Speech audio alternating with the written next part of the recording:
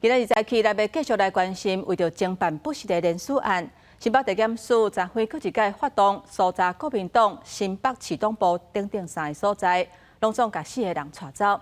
其中三重区党部执行长罗大武等3个人获讯是无报请回。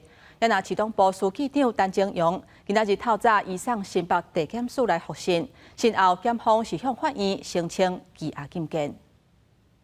拄落车的这位是国民党新北市党部书记长陈景荣，今仔日透早移送新北地检署复讯，经过检察官2点外钟的讯问，向法院申请羁押禁见。检调侦办不实连署案，进前已经搜查国民党邦桥党部、三重部党部、二八国际新北市党部搜查，抓回4个人。有2位同仁被带走嘛？好，那原则上我们尊重司法调查，但希望公平、公正、透明。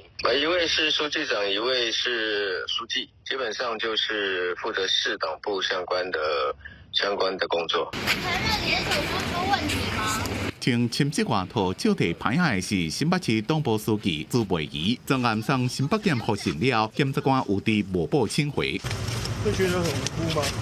手举雨伞是第2遍被约谈的三重部区党部执行长罗大虎，15被约谈时阵，获检方声押，法院裁定20万交保。这回复讯了，加邦桥书记蔡监组拢是无报请回。国民党贵人市党部二八也获检方搜查，因为罢免民进党贵人市议员郑文婷张之好提遗书，也团做涉嫌伪造文书，包括贵人市党部主委吴国成，一个仁爱区党部主任张金发等人拢被带回约谈。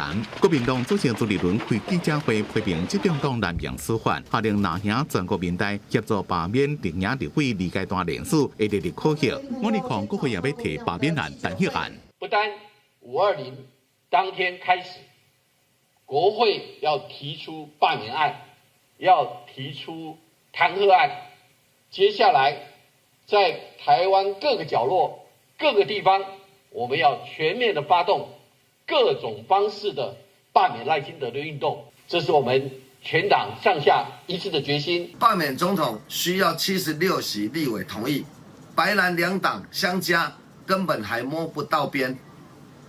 罢免总统是天方夜谭。国民党台北市党部主委吴金如因为罢免不实连署案，获台北地院裁定收押。党中央已经派国民党台北市议长戴锡钦代理台北市党部主委的职务。公司新闻综合报道。